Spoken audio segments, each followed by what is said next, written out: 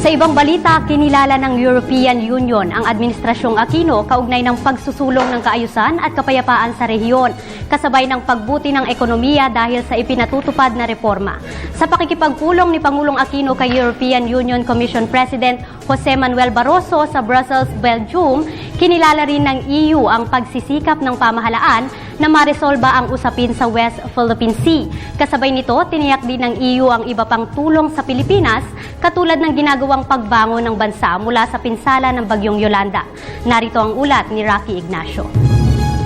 Dumating na si Pangulo Aquino at delegasyon sa Brussels, Belgium para sa 3 araw na working visit. Una sa aktibidad nito sa kanyang pagdating ay ang pulong kay European Union Commission President Jose Manuel Barroso. Let me welcome President Aquino on his historic visit to Brussels.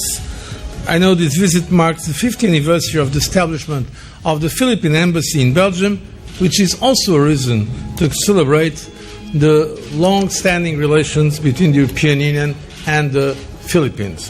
Sa kanilang pagpupulong, formal ay pinabot ni Barroso ang pagkilala sa Administrasyong Aquino ng pagsisikap ng matamong tunay na kaayusan at kapayapaan sa Mindanao. Habang formal naman ipinabot ng Pangulo ang pasasalamat sa suporta ng European Union sa mga hakbang ipinatutupad ng pamahalaan.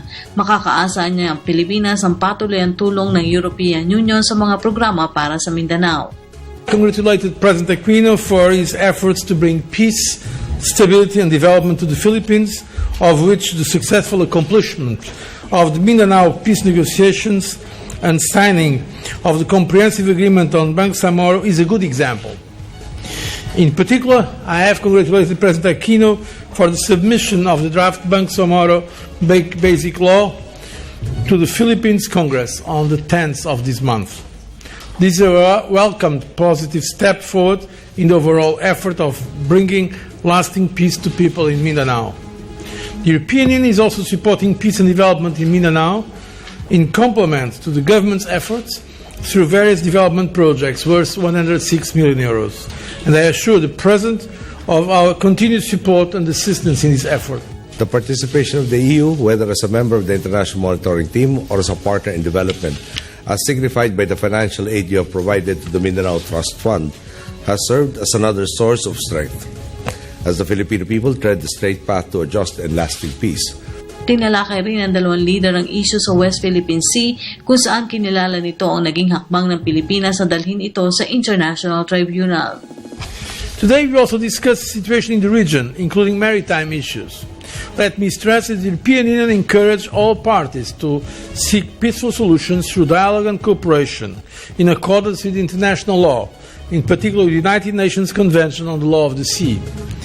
The European Union is proud to be a party of the Treaty of Amity and Cooperation, and we recall its fundamental principles, namely to settle differences by peaceful means, to renounce the threat or use of force, and to effectively cooperate among partners.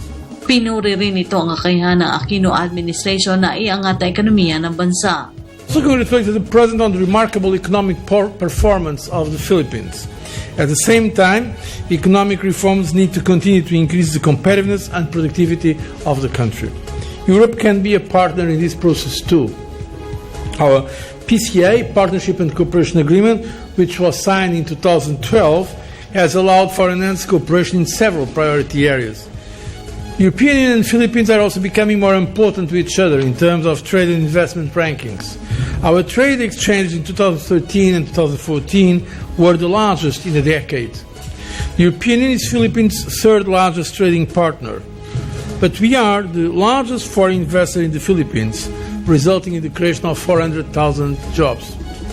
We look forward to working together with the Philippines to strengthen our trade and investment relations, as these still hold, I believe, significant untapped potential.